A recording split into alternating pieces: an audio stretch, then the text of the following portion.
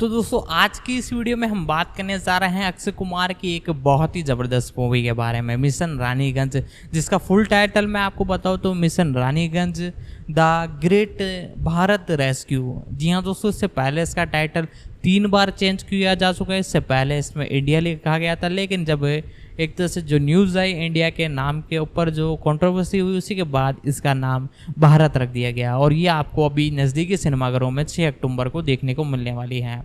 तो दोस्तों आज की इस वीडियो में हम इसी मूवी के बारे में बात करने जा रहे हैं। रियल स्टोरी पर बेस है, सारी कुछ डिटेल आपको बताने वाले हैं। तो आप हमारे इस चैनल पर नए हो तो चैनल को सब्सक्राइब कर लीजिएगा, बेल आइकन दबा कर इसे ऑल पर सेट कर लीजिएगा। दोस्तों इसके बारे में अब बेसिक डिटेल से जानना चालू करते हैं। Mission Raniganj the great Bharat rescue एक आगामी भारतीय हिंदी भाषा की सर्वाइवल थ्रिलर फिल्म है जो टीनू सुरेश देसाई द्वारा निर्देशित और पूजा एंटरटेनमेंट द्वारा निर्मित है। एक दो विपुल के रावल द्वारा लिखित यह 1989 में पश्चिम बंगाल में रानीगंज कोलफील्ड्स के पतन पर आधारित है। फिल्म में अक्षय कुमार और परिणीति चोपड़ा हैं। 3-4 मुख्य फोटोग्राफी जुलाई 2022 में शुरू हुई और अगस्त 2023 में एक गीत के साथ समाप्त हुई, जिसके बाद पोस्ट प्रोडक्शन कार्य किया गया। यह फिल्म 6 अक्टूबर 2023 को रिलीज होने वाली है। 4 परिसर। यह फिल्म आईआईटी धनबाद के एक बहादुर और मेहनती खनन इंजीनियर जसवंत सिंह गिल पर आधारित है, जिन्होंने 1989 में रानीगंज कोयला क्षेत्र में फंसे 65 खनिकों को बचाया था। 5 कास्ट करें। परिणीति चोपड़ा एज निर्दोष कौर गिल, कुमुद मिश्रा, पवन मल्होत्रा, रवि किशन, दिव्येंदु भट्टाचार्य, वीरेंद्र सक्सेना, जमील खान, मुकेश भट्ट, ओंकार दास मानिकपुरी। उत्पादन विकास। फिल्म की घोषणा वाशु भगनानी, जैकी भगनानी और दीपशिखा देशमुख ने अपने बैनर पूजा एंटरटेनमेंट के तहत की थी। साथ यह जसवंत सिंह गिल के जीवन पर आधारित है, जिन्होंने 1989 में पश्चिम बंगाल में रानीगंज कोलफील्ड्स के ढहने के दौरान 65 खदान श्रमिकों को बचाया था। 8 फिल्म का नाम पहले कैप्सूल गिल था, जिसे बाद में बदलकर द ग्रेट इंडियन रेस्क्यू कर दिया गया। 9 सितंबर 2023 में पोस्टर रिलीज के साथ नाम बदलकर mission Raniganj the great Bharat rescue कर दिया गया। 10-11 कास्टिंग। अक्षय कुमार को माइनिंग इंजीनियर जसवंत सिंह गिल के रूप में कास्ट किया गया था, जो आईआईटी धनबाद से ग्रेजुएट थे। उनका पहला लुक जुलाई 2022 में जारी किया गया था। 12 परिणीति चोपड़ा को कुमार के साथ कास्ट किया गया था, जो केसरी के बाद उनका दूसरा प्रोजेक्ट था। 13 अभिनेता दिव्येंदु भट्टाचार्य को अगस्त 2022 में एक महत्वपूर्ण भूमिका में लिया गया था। 14 फिल्मांकन। मुख्य फोटोग्राफी जुलाई 2022 में अक्षय कुमार के साथ शुरू हुई। 15 परिणीति चोपड़ा और अन्य कलाकार अगस्त 2022 में सेट पर शामिल हुए। 16 फिल्म की शूटिंग मुख्य रूप से यूनाइटेड किंगडम में की गई है और कुछ हिस्से की shooting Raniganj, IIT Dhanbad campus और मुंबई में भी की गई है। 17 अगस्त 2023 में एक गाना मुंबई में शूट किया गया था। 18 sound track. Mission Raniganj recorded 2022। लंबाई 15-16। भाषा Hindi. Label Just Music. The music of the film is composed by Satinder Sartaaj, Prem Hardeep, Arko, Vishal Mishra and Gaurav Chatterjee, while all the lyrics are written by Sartaaj, Kumar Vishwas and Kaushal Kishore. 19 film का पहला गाना जलसा 2.0 feet 16 सितंबर 2023 को release हुआ था। इसे सतिंदर सरताज और प्रेम हरदीप ने गाया है। 20 मिशन रानीगंज ट्रैक लिस्टिंग 19 नहीं। शीर्षक बोल संगीत गायक लंबाई एक जलसा 2.0 सतिंदर सरताज प्रेम हरदीप 3 16 2 जीतेंगे कुमार विश्वास देखना अर्को बी प्राक 3 52 3 जीतेंगे रिप्राइस कुमार विश्वास देखना अर्को स्टेबिन बेन 3 52 4 कीमती कौशल किशोर विशाल मिश्रा 2 46 5 नानक नाम जहाज है परंपरागत गौरव चटर्जी जटिंदेर सिंह हंसिका पारीक 1 30 मार्केटिंग और रिलीज दीपशिखा देशमुख जन्म 29 अक्टूबर 1983 नी भगनानी एक भारतीय फिल्म निर्माता हैं जो हिंदी सिनेमा में काम करती हैं। एक देशमुख ने प्रोडक्शन हाउस पूजा एंटरटेनमेंट के तहत कई फिल्मों का निर्माण किया है। 2020 में उन्होंने जवानी जाने मन और 1995 की कुली नंबर 1 की रीमेक का निर्माण किया। दीपशिखा लव ऑर्गेनिकली नामक ऑर्गेनिक स्किन केयर ब्रांड की संस्थापक भी हैं। देशमुख फिल्म निर्माता वाशु भगनानी और पूजा भगनानी की बेटी और अभिनेता निर्माता जैकी भगनानी की बहन हैं। प्रारंभिक एवं व्यक्तिगत जीवन दीपशिखा का जन्म 30 अक्टूबर 1981 को कोलकाता, पश्चिम बंगाल में फिल्म निर्माता वाशु भगनानी और उनकी पत्नी पूजा भगनानी के घर हुआ था। उनका एक छोटा भाई जैकी भगनानी है जो एक अभिनेता और फिल्म निर्माता है। उसका उपनाम हनी है। उनका विवाह महाराष्ट्र के लातूर ग्रामीण निर्वाचन क्षेत्र से विधायक धीरज विलासराव देशमुख से हुआ और उनके 2 बच्चे हैं। 2-3-4 सत्यापन विफल उनके पति अभिनेता रितेश देशमुख के छोटे भाई और दिवंगत राजनेता विलासराव देशमुख के छोटे बेटे हैं। उद्धरण वांछित कैरियर दीपशिखा देशमुख पूजा एंटरटेनमेंट में रणनीति और उत्पादन प्रयासों का नेतृत्व करती हैं। उन्होंने 2016 में ऐश्वर्या राय बच्चन और रणदीप हुडा स्टारर सरबजीत से बतौर प्रोड्यूसर डेब्यू किया था। 5 सार्थक सिनेमा और सामाजिक मुद्दों पर ध्यान देने के साथ उन्होंने इरफान खान अभिनीत मदारी जैसी मजबूत विषय उन्मुख फिल्मों को चुना है।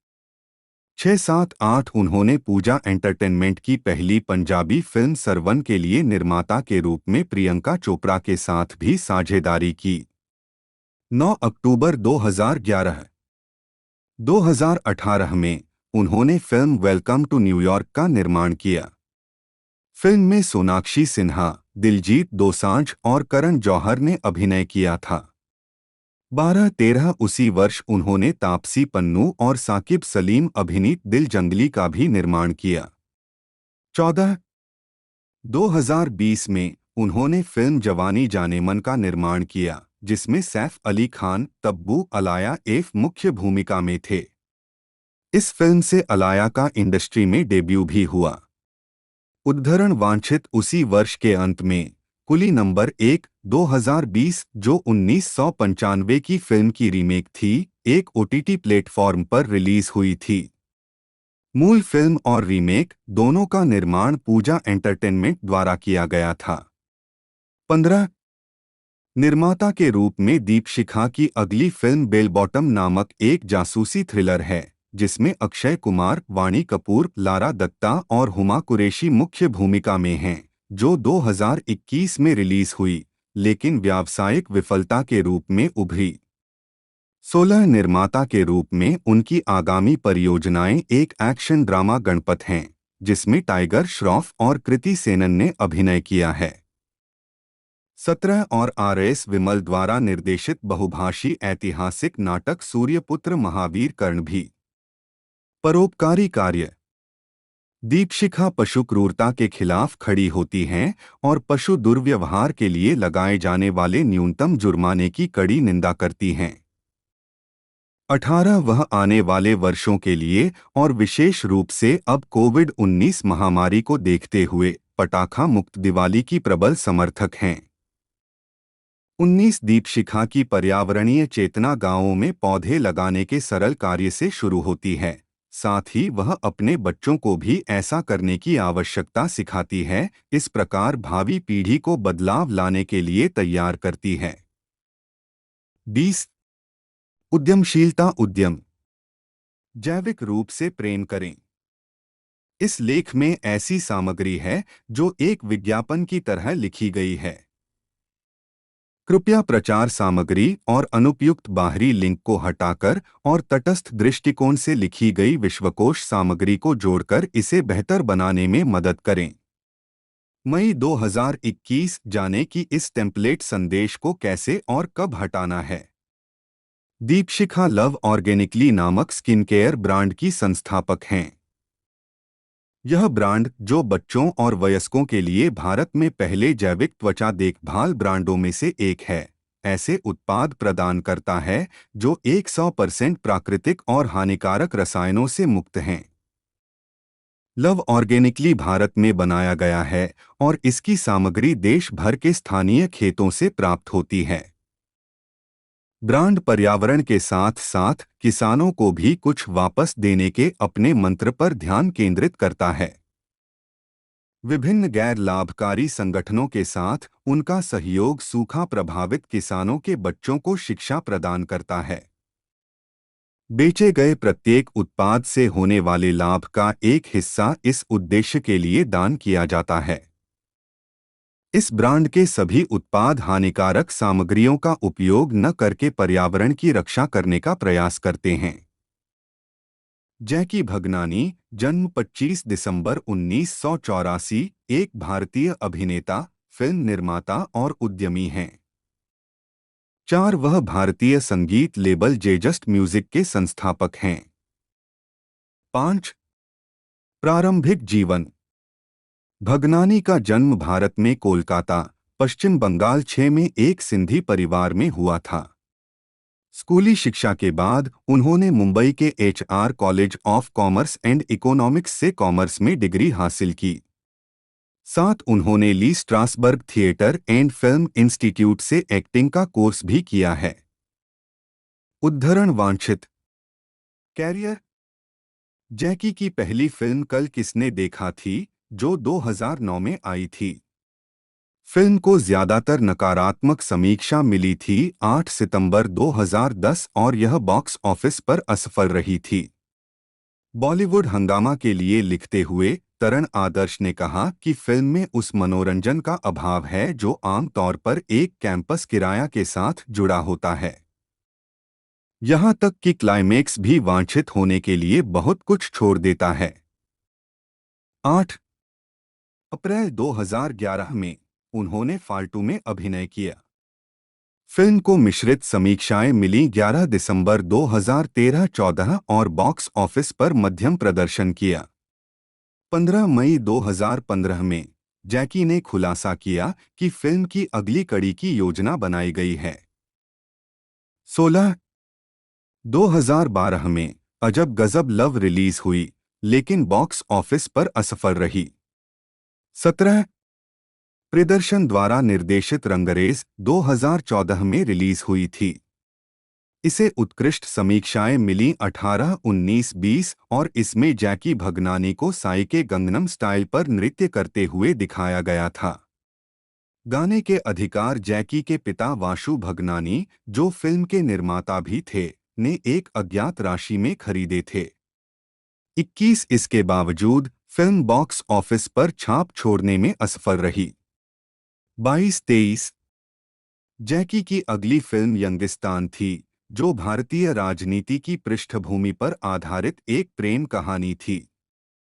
2014 में रिलीज हुई इस फिल्म की समीक्षकों ने आलोचना की थी। 24, 25, 26, 27 और यह व्यावसायिक रूप से असफल रही थी।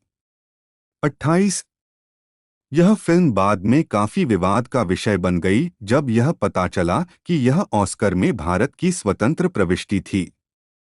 29-30 ट्विटर पर जैकी भगनानी पर चुटकुलों की भरमार थी। उपयोगकर्ताओं ने फिल्म के चयन पर आश्चर्य और निराशा व्यक्त की।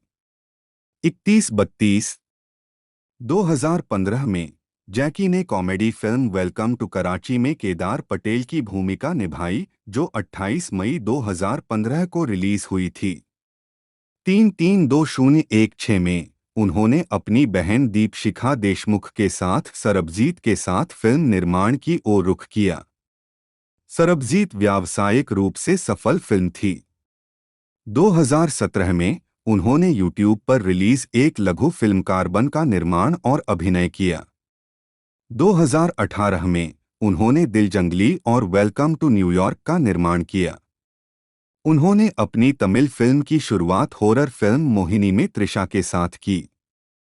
जैकी अगली बार फिल्म दवा में नजर आएंगे, जिसका निर्देशन अबीर सेन गुप्ता करेंगे। कुमार ने अपने करियर की शुरुआत 1991 में सौगंध से की और एक साल बाद एक्शन थ्रिलर खिलाड़ी से उन्हें पहली व्यावसायिक सफलता मिली। इस फिल्म ने उन्हें 1990 के दशक में एक एक्शन स्टार के रूप में स्थापित किया और मोहरा 1994 और जानवर 1999 जैसी अन्य एक्शन फिल्मों के अलावा खिलाड़ी फिल्म श्रृंखला में कई फिल्मों का नेतृत्व किया। हालांकि ये दिल लगी 1994 में रोमांस के साथ उनके शुरुआती प्रयास को सकारात्मक प्रतिक्रिया मिली, लेकिन अगले दशक में कुमार ने अपनी भूमिकाओं का विस्तार किया। उन्हें रोमांटिक फिल्मों धड़कन 2000, अंदाज 2003, नमस्ते लंदन से पहचान मिली। 2007 and for his slapstick comic performances in several films including Hera फेरी 2000, मुझसे शादी करोगी 2004, फिर हेरा फेरी 2006, भूल Bhulaiyaa 2007 and Singh is King 2008. Kumar won Filmfare Awards for his negative role in Ajnabi 2001 and his comic performance in Garam Masala 2005 है। वह भारत में एक अग्रणी ब्रांड एंडोर्सर सेलिब्रिटी हैं। 2011 के कनाडाई संघीय चुनाव के दौरान या उसके कुछ समय बाद कंजर्वेटिव सरकार ने एक अल्पज्ञात कानून लागू करके कुमार को कनाडाई नागरिकता प्रदान की, जिसने कनाडाई अप्रवासियों के लिए सामान्य निवास आवश्यकता को दरकिनार करने की अनुमति दी। 14 कंजर्वेटिव पार्टी के पूर्व मंत्री टोनी क्लेमेंट के अनुसार कुमार को कनाडा भारत संबंधों को आगे बढ़ाने के लिए अपनी स्टार शक्ति का उपयोग करने और कनाडा के व्यापार संबंधों, वाणिज्यिक संबंधों में उपयोग करने की पेशकश के बदले में नागरिकता प्रदान की गई थी। फिल्म क्षेत्र, पर्यटन क्षेत्र में 14-15 अगस्त 2023 को कुमार ने पुष्टि की कि उन्हें भारतीय नागरिकता वापस मिल गई है और भारतीय कानून के हिस्से के रूप में कनाडाई नागरिकता वापस ले ली गई है। दोस्तों, इस मूवी की एक तरह से अनाउंसमेंट 2022 के अंदर ही कर दी गई थी और इसके बाद अभी 2023 में से रिलीज़ किया जा रहा है। अक्षय कुमार की पिछली कई मूवी फ्लॉप गई, लेकिन ओ माय गॉड 2 के बाद अक्षय कुमार का कमबैक हुआ और एक तरह से मूवी एक तरह से जब कंपटीशन में आई तो दोनों एक तरह से ओ माय गॉड 2 और इसी के साथ हमारी जवान, दोनों के बीच में ज़बरदस्त टक्कर थी और इसी के बीच जो परफॉर्मेंस है फिर भी ओ माय गॉड 2 ने बहुत ज़बरदस्त किया। तो आज की इस वीडियो में हम इसी मूवी के बारे में बात कर रहे हैं और अक्षय कुमार की नई मूवी आई है, इसकी सारी कुछ जानकारी आपको देने वाले हैं। दोस्तों, इस मूवी की रिलीजिंग डेट 6 अक्टूबर है और लैंग्वेज की बात की जाए तो हिंदी में से बनाया गया है और बाकी तमिल तेलुगु में भी शायद अवेलेबल होने वाली हैं। और दोस्तों, अब हम इसके एक तरह से प्री प्रोडक्शन के बारे में बात करते हैं। संदीप शिरोडकर एक भारतीय फिल्म स्कोर संगीतकार, संगीत निर्देशक और रिकॉर्ड निर्माता हैं। उन्होंने अन्य संगीतकारों के लिए गानों के अरेंजर के रूप में भी काम किया है। 2.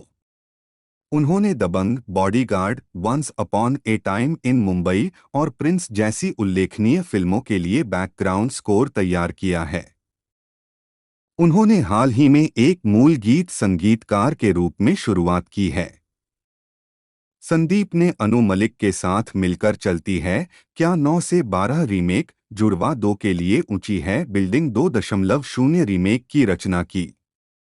प्रारंभिक जीवन और कैरियर। संदीप के पिता हेमंत शिरोडकर एक सत्र संगीतकार थे जो मशहूर संगीतकार जोड़ी कल्याणजी आनंद जी के लिए गिटार बजाते थे। एक बच्चे के रूप में संदीप अक्सर सत्र रिकॉर्डिंग में अपने पिता के साथ जाते थे। उन्होंने 7 साल की उम्र में अपने पिता से सिंथेसाइजर बजाना सीखा। एक संगीतकार के रूप में संदीप का पेशेवर करियर तब शुरू हुआ जब उन्होंने 12 साल की उम्र में अपना पहला रिकॉर्डिंग सत्र बजाया। उन्हें जल्द ही एहसास हुआ कि यह वही है जो वह जीवन में करने जा रहे थे, संगीत बना। संदीप ने संगीतकार विजू शाह, श्री कल्याणजी के पुत्र के अधीन भी प्रशिक्षण लिया, जिन्हें वे अपना गुरु मानते हैं। गौरव चटर्जी एक भारतीय संगीतकार हैं। एक दो उन्हें मुख्य रूप से जय मम्मी दी, गिन्नी वेड्स सनी, आफत ए इश्क और जलसा जैसी फिल्मों के लिए संगीत रचना के लिए पहचाना जाता है। 3-4-5 गुटर गु का लोकप्रिय गाना कैसे अब कहें उनके द्वारा संगीतबद्ध किया गया था। कैरियर 2020 में चटर्जी ने फिल्म जय मम्मी दी के लिए संगीत रचना के साथ अपनी शुरुआत की। उसी वर्ष उन्होंने फिल्म गिन्नी वेड्स सनी और हैप्पीली एवर आफ्टर के लिए संगीत दिया। 2021 में चटर्जी ने फिल्म आफत ए इश्क के लिए रचना की। फिल्म की समीक्षा में टाइम्स ऑफ इंडिया के हिरेन कोटवानी ने कहा, गौरव चटर्जी का संगीत कानों को अच्छा लगता है, खासकर जोशीला लव का भूत रिलोडेड। 2022 में उन्होंने फिल्म जलसा के लिए संगीत दिया। फिल्म की समीक्षा में फर्स्ट पोस्ट के अन्ना एमएन वेटिकैड ने कहा, गौरव चटर्जी का गंभीर बैकग्राउंड स्कोर जलसा के हर पल को महत्वपूर्ण बनाता है। 7 बॉलीवुड हंगामा फिल्म की समीक्षा में कहा गया है, गौरव चटर्जी का बैकग्राउंड स्कोर बहुत सूक्ष्म और बहुत प्रभावशाली है। 8 जूम ने फिल्म की अपनी समीक्षा में कहा, आपके साथ फिल्म देखने वालों की हांफने के अलावा यह गौरव चटर्जी का शानदार बैकग्राउंड स्कोर है जो पहले से ही मनोरम कहानी में और भी अधिक नाटक जोड़ता है। 9 उन्हें फिल्म गिन्नी वेड्स सनी के गाने फूंक फूंक के लिए मिर्ची म्यूजिक अवार्ड्स के लिए वर्ष के आगामी संगीतकार के लिए नामांकित किया गया था। 10 उन्होंने जलसा के लिए सर्वश्रेष्ठ बैकग्राउंड स्कोर के लिए FOI ऑनलाइन पुरस्कार जीता। विशाल मिश्रा एक भारतीय संगीतकार और गायक हैं। वह पहली बार डीडी नेशनल पर प्रसारित एक रियलिटी शो में दिखाई दिए थे। एक संगीत उद्योग के अपने शुरुआती दिनों में मिश्रा को जतिन ललित संगीतकार जोड़ी के ललित पंडित द्वारा निर्देशित किया गया था। मिश्रा ने 2016 में तमिल फिल्म देवी से संगीतकार के रूप में अपनी शुरुआत की। 2017 में उन्होंने आतिफ असलम द्वारा गाए गए गीत जाने दे की रचना की, जिसे करीब करीब सिंगल के साउंड ट्रैक पर प्रदर्शित किया गया था। मिश्रा ने मुन्ना माइकल के लिए भी गाने तैयार किए, जिससे उनकी गायन की शुरुआत हुई, और Marathi film FU friendship unlimited. उन्होंने यमला पगला दीवाना फिर से के लिए रफ्ता राफ्ता मेडले की रचना की, जो 2018 की उनकी पहली परियोजना थी। उनके संगीत वीडियो में खान एक विशेष भूमिका में हैं। इसके बाद मिश्रा ने एक्शन फिल्म रेस 3 के लिए खान द्वारा लिखित और अभिनीत रोमांटिक गीत सेल्फिश की रचना की, जबकि करीना कपूर खान, सोनम कपूर, स्वरा भास्कर और शिखा तलसानिया अभिनीत वीरे दी वेडिंग के शीर्षक ट्रैक की भी रचना की। 3 गाने और स्कोर के लिए एकल संगीतकार के रूप में मिश्रा का पहला अभिनय सलमान खान द्वारा निर्मित रोमांटिक ड्रामा नोटबुक के साथ आया। वह कबीर सिंह के हिट गाने कैसे हुआ से मशहूर हुए। इसके बाद उन्होंने अनुराग कश्यप द्वारा निर्मित सांड की आंख के लिए एक साउंड ट्रैक तैयार किया, जो शूटर दादियों के जीवन पर एक बायोपिक थी। 4 2020 में मिश्रा ने माझा 5-6 गाना रिलीज किया, जिसमें आयुष शर्मा और सई मांजरेकर थे। 7 वह फिर मुस्कुराएगा इंडिया गीत की रचना में भी शामिल थे, जिसमें बॉलीवुड अभिनेता अक्षय कुमार और जैकी भगनानी थे। प्रारंभिक जीवन मिश्रा का जन्म उत्तर प्रदेश के उन्नाव में हुआ था। उन्होंने अपनी शिक्षा लखनऊ में ली। लोक गायक अर्को मुखर्जी से भ्रमित न हो। अर्को प्रावो मुखर्जी। दिसंबर 2015 में मुखर्जी। दिसंबर 2015 में मुखर्जी। पृष्ठभूमि की जानकारी। जन्म नाम अर्को प्रावो मुखर्जी। जन्म 19 मई 1983, उम्र 40। कोलकाता, पश्चिम बंगाल, भारत। शैलियाँ बॉलीवुड। व्यवसाय संगीतकार, गायक, गीत लेखक। सक्रिय वर्ष 2012। वर्तमान अर्को प्रावो मुखर्जी, जन्म 19 मई 1983, जिन्हें अर्को के नाम से भी जाना जाता है, एक भारतीय गायक, गीतकार और संगीतकार हैं जिन्होंने 2012 से बॉलीवुड फिल्म उद्योग में काम किया है।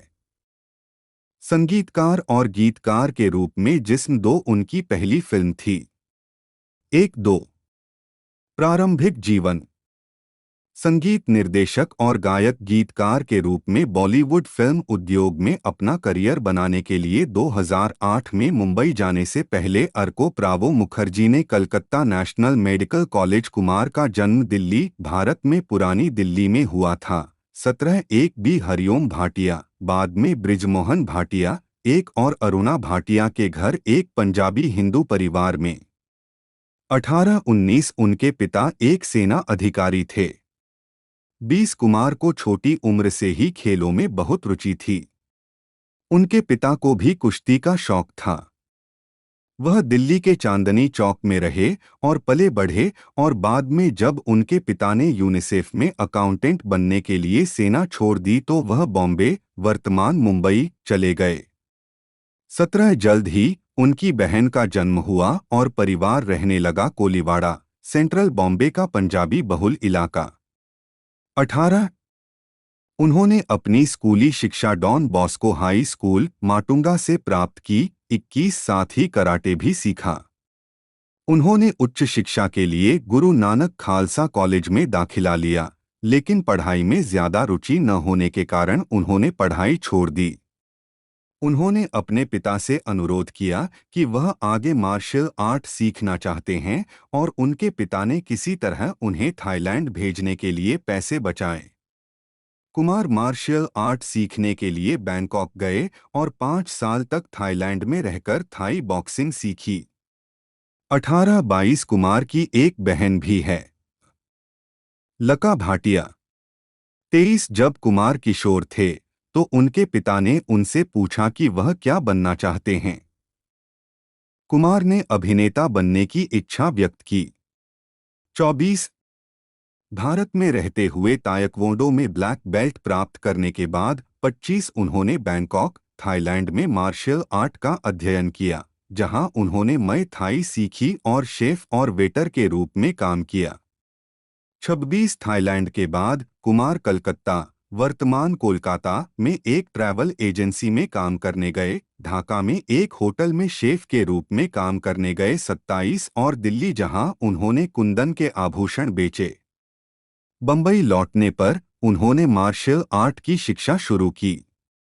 17 इस दौरान उनके एक छात्र के पिता, जो खुद एक मॉडल समन्वयक थे, ने कुमार को मॉडलिंग में शामिल होने की सिफारिश की, जिसके परिणामस्वरूप अंततः उन्हें एक फर्नीचर शोरूम के लिए मॉडलिंग असाइनमेंट मिला।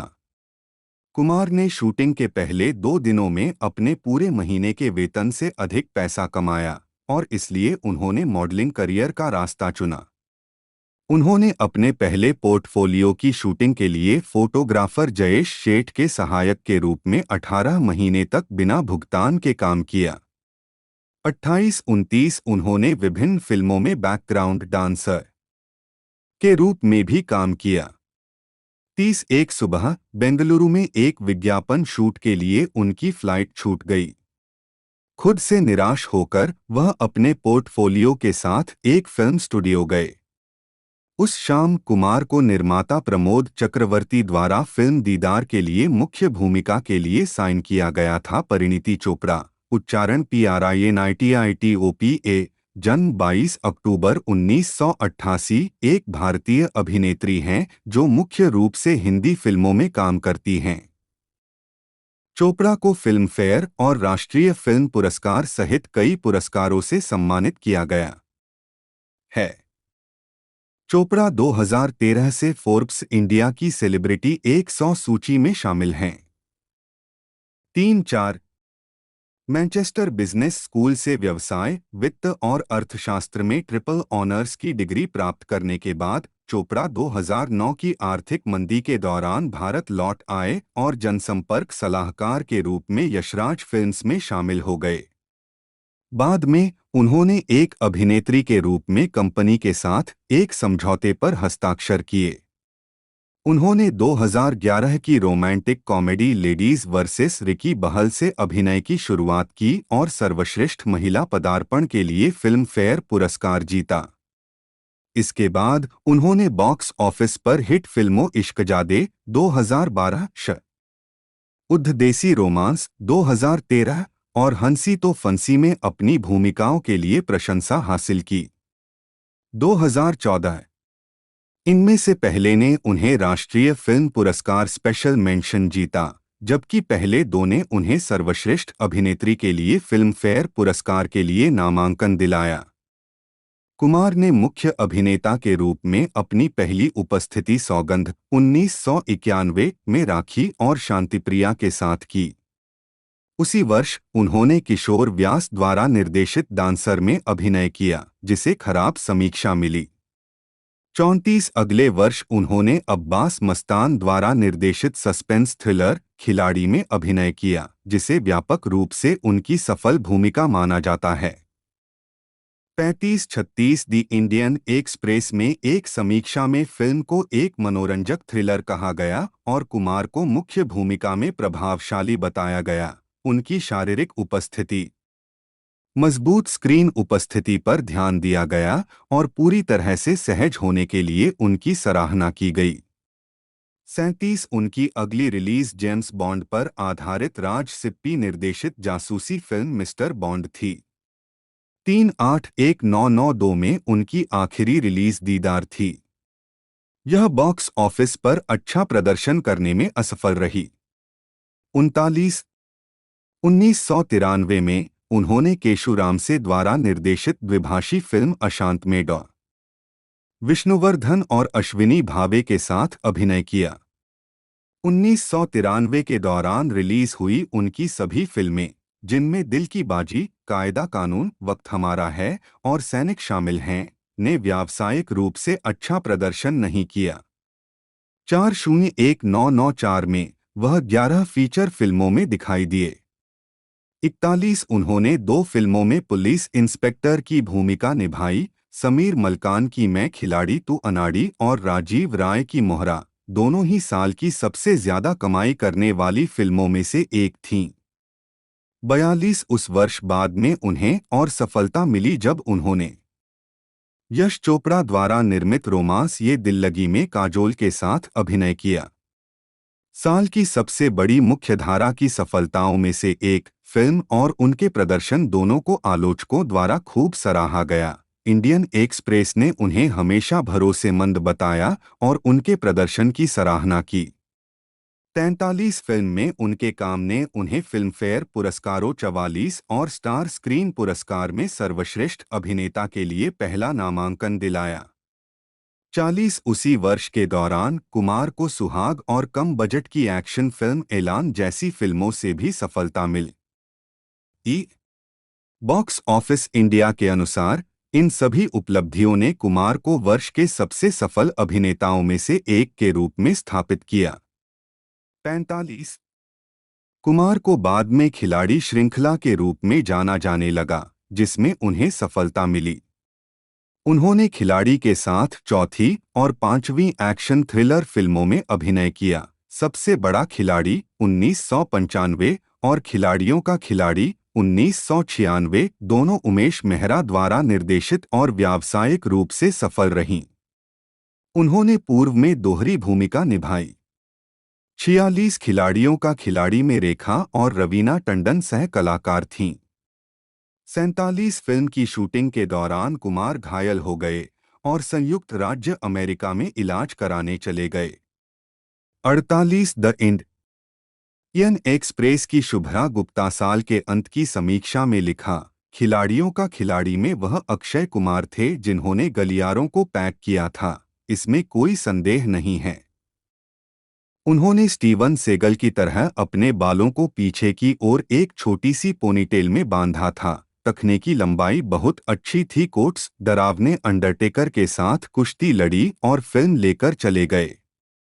49 कुमार ने यश चोपड़ा द्वारा निर्देशित संगीतमय रोमांटिक ड्रामा दिल तो पागल है 1997 में सहायक भूमिका निभाई, जिसमें शाहरुख खान, माधुरी दीक्षित और करिश्मा कपूर सह कलाकार थे, जिसके लिए उन्हें सर्वश्रेष्ठ सहायक अभिनेता के लिए फिल्म फेयर पुरस्कार के लिए अपना पहला नामांकन मिला। 50 उसी वर्ष उन्होंने डेविड धवन द्वारा निर्देशित कॉमेडी मिस्टर एंड मिसेस खिलाड़ी श्रृंखला की 5वीं किस्त में जूही चावला के साथ अभिनय किया। श्रृंखला की उनकी पिछली फिल्मों के विपरीत यह व्यावसायिक रूप से विफल रही।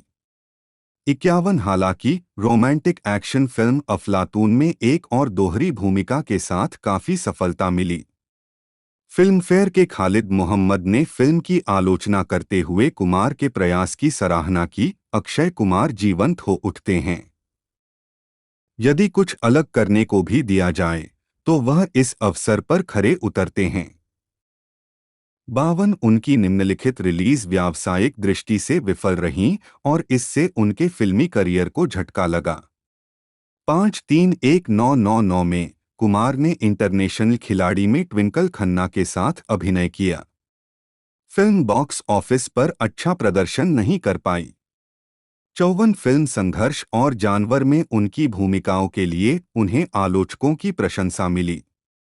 हालांकि पहले वाले ने बॉक्स ऑफिस पर लाभ नहीं कमाया, बाद वाले को व्यावसायिक सफलता मिली और इसने उनकी वापसी को चिह्नित किया। 55-54 इस सफलता के बाद कई खराब फिल्में और 3 साल का अंतराल आया। इस अवधि के दौरान उनकी एकमात्र सफल फिल्में हॉरर कॉमेडी गोलमाल अगेन 2017 और युद्ध ड्रामा केसरी 2019 थीं, जिसमें उनकी एक संक्षिप्त भूमिका थी। 2021 में चोपड़ा ने ब्लैक कॉमेडी संदीप और पिंकी फरार और स्पोर्ट्स बायोपिक साइना में अपनी प्रमुख भूमिकाओं के लिए आलोचनात्मक प्रशंसा अर्जित की और पूर्व के लिए सर्वश्रेष्ठ अभिनेत्री के लिए अपना तीसरा फिल्मफेयर नामांकन अर्जित किया। तब से उन्होंने ऊंचाई 2022 में सहायक भूमिका निभाई है। अपने अभिनय करियर के अलावा चोपड़ा ब्रांडों और उत्पादों के लिए एक प्रमुख सेलिब्रिटी एंडोर्सर हैं। उन्होंने अपने कुछ फिल्मी गाने गाए हैं, जिनमें माना कि हम यार नहीं 5 और तेरी मिट्टी शामिल हैं। 2022 में चोपड़ा ने कलर्स टीवी पर रियलिटी शो हुनरबाज देश की शान को जज करके टेलीविजन में कदम रखा। 6 चोपड़ा का विवाह राजनेता राघव चड्ढा से हुआ है। देखा जाता है 63 फिल्म में उनके किरदार के 2 नाम थे और उनकी भूमिका को मिश्रित समीक्षाएं मिली। 64 सुकन्या वर्मा ने लिखा, नकारात्मक भूमिकाएं और अक्षय कुमार साथ साथ नहीं चलते। अक्षय हास्यास्पद रूप से शीर्ष पर हैं और अंदर तक परेशान करने वाले हैं। हालांकि वह शांत और सौम्य आनंद के रूप में अच्छा प्रदर्शन करते हैं। 65 हालांकि स्क्रीन के पद्मराज नायर का मानना था कि यह उनके करियर का सर्वश्रेष्ठ प्रदर्शन था। 66 2001 में उनकी पहली रिलीज सुनील दर्शन द्वारा निर्देशित ड्रामा एक रिश्ता द बॉन्ड ऑफ लव थी। फिल्म में उनके अभिनय के लिए कुमार की सराहना की गई। 67 इसके बाद उन्होंने अब्बास मस्तान निर्देशित फिल्म अजनबी में नकारात्मक भूमिका निभाई। 68-69 रेडिफ कॉम के लिए फिल्म की समीक्षा करते समय सरिता तंवर ने कुमार को फिल्म का सरप्राइज पैकेज कहा। उन्होंने आगे कहा कि बुरे आदमी के रूप में वह पूरी तरह नियंत्रण में था। 70 इस फिल्म ने उन्हें सर्वश्रेष्ठ खलनायक के लिए अपना पहला फिल्मफेयर पुरस्कार और नकारात्मक भूमिका में प्रदर्शन के लिए 2002 का आईफा पुरस्कार दिलाया। अपने अभिनय करियर के अलावा चोपड़ा ब्रांडों और उत्पादों के लिए एक प्रमुख सेलिब्रिटी एंडोर्सर हैं।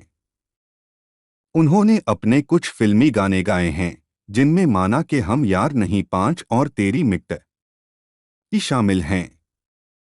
2022 में चोपड़ा ने कलर्स टीवी पर रियलिटी शो हुनरबाज देश की शान को जज करके टेलीविजन में कदम रखा।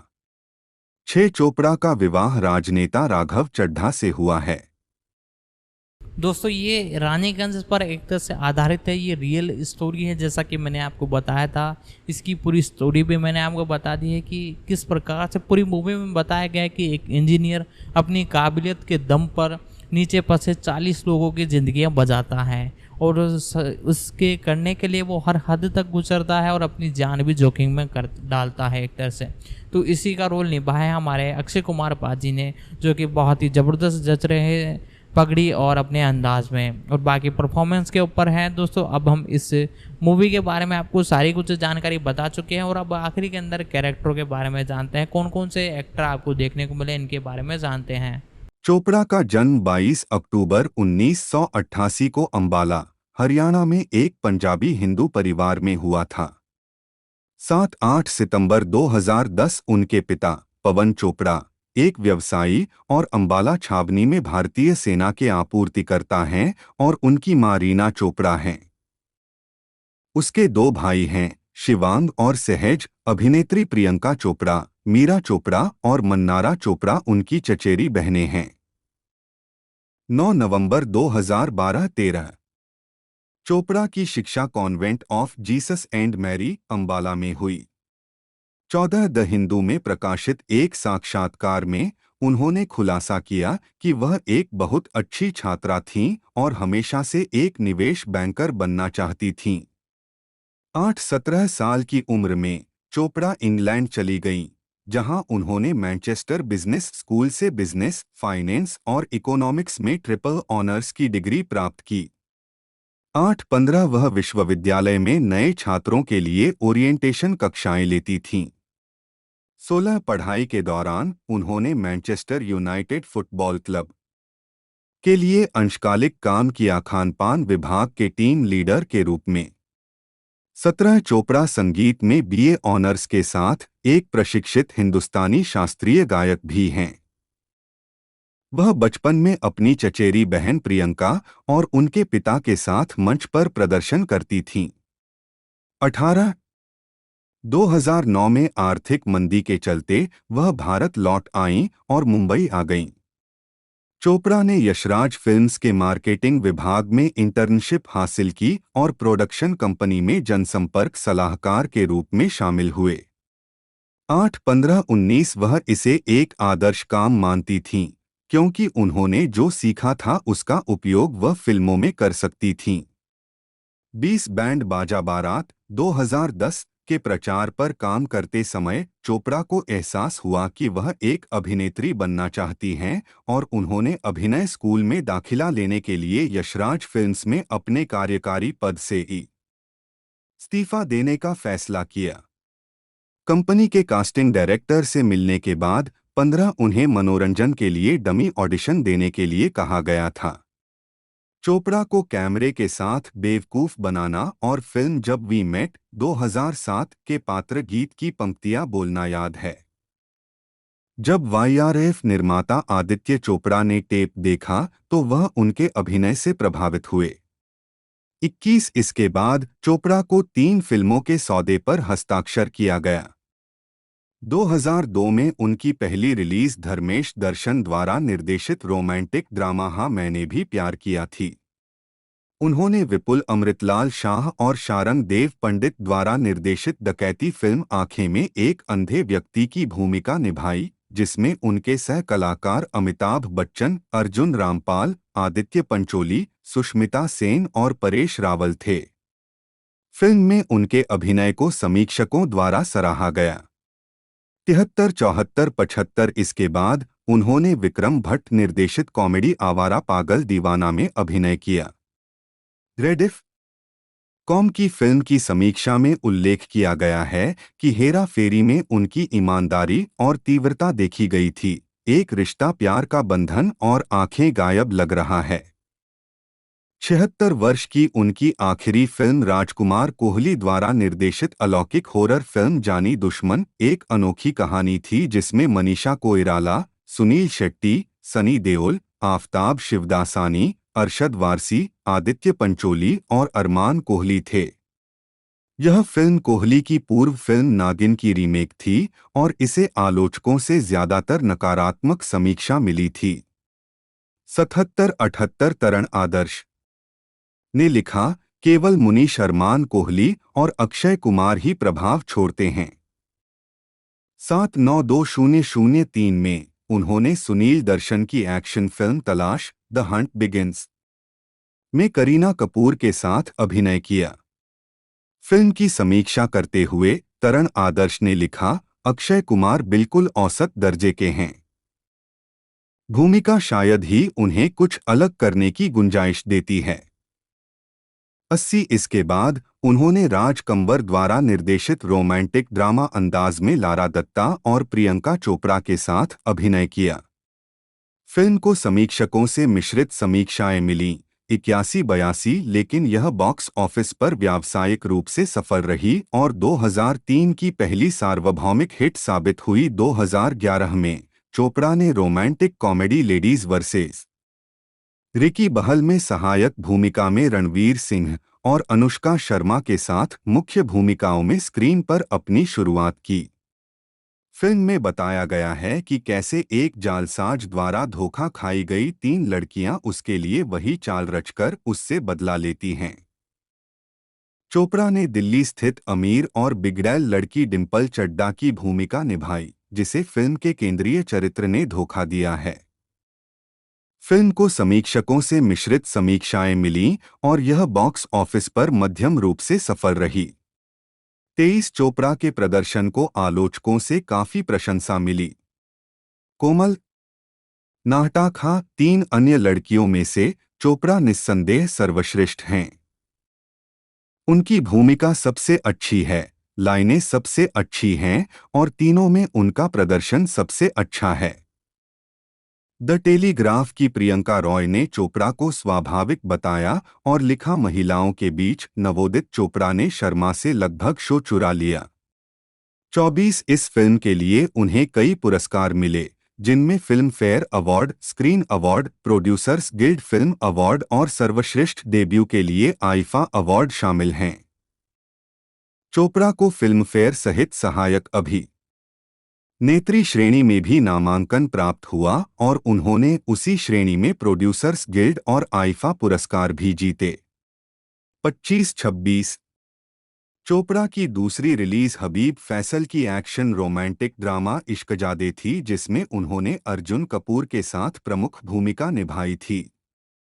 फिल्म 2 राजनीतिक परिवारों के इर्द गिर्द घूमती है, जिनकी प्रतिद्वंद्विता और आपसी नफरत पीढ़ियों से चली आ रही है।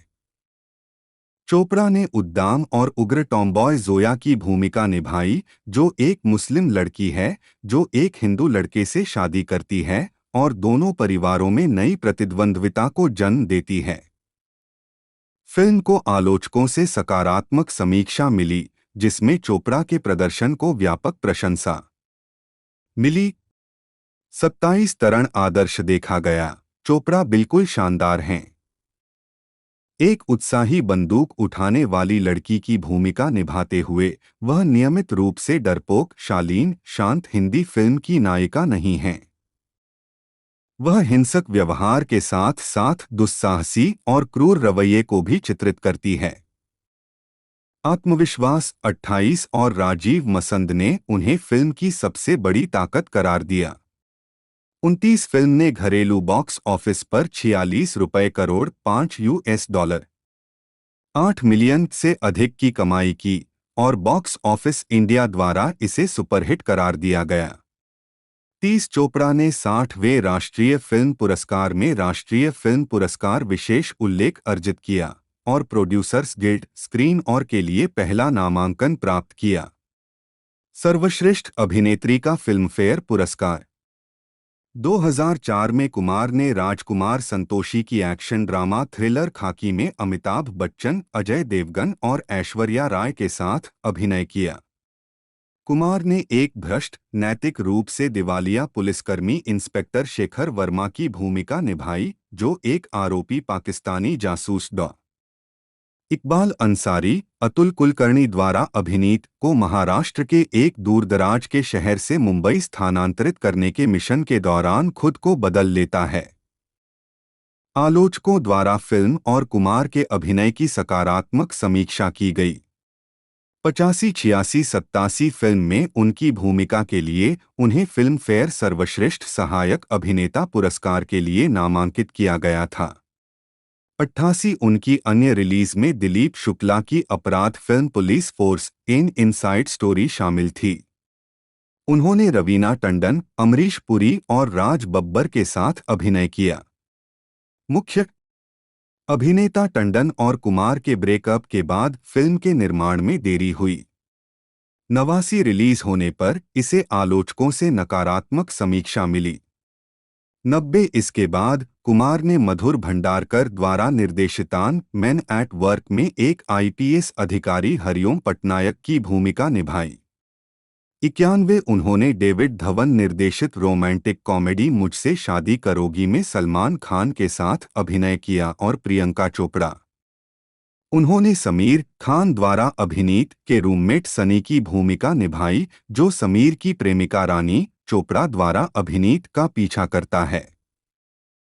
फिल्म को सकारात्मक समीक्षा मिली। 92 तरण आदर्श ने कुमार की प्रशंसा की और लिखा, अक्षय कुमार एक रहस्योद्घाटन हैं। वह अपने पिछले काम से आगे निकल जाते हैं।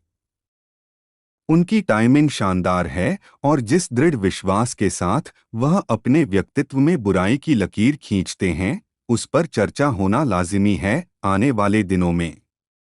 93 फिल्म में उनके प्रदर्शन ने उन्हें फिल्म फेयर पुरस्कारों में सहायक अभिनेता के लिए तीसरा नामांकन और साथ ही सर्वश्रेष्ठ हास्य भूमिका के लिए नामांकन दिलाया।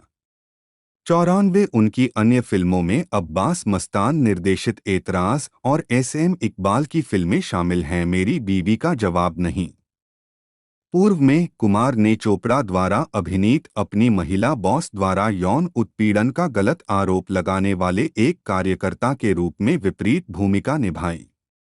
निर्देशकों के अनुसार ऐतराज नेशनल बास्केटबॉल एसोसिएशन के खिलाड़ी कोबे ब्रायंट, जिन पर एक प्रशंसक द्वारा बलात्कार का आरोप लगाया गया था, से प्रेरित था। 95 और फिल्म का विकास तब शुरू हुआ जब उन्होंने समाचार पत्रों में उसके यौन उत्पीड़न मामले के बारे में पढ़ा।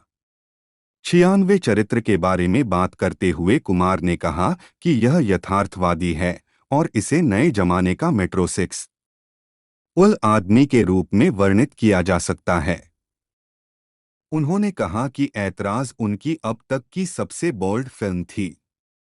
97 बाद में उन्होंने श्रीदेवी के साथ अभिनय किया।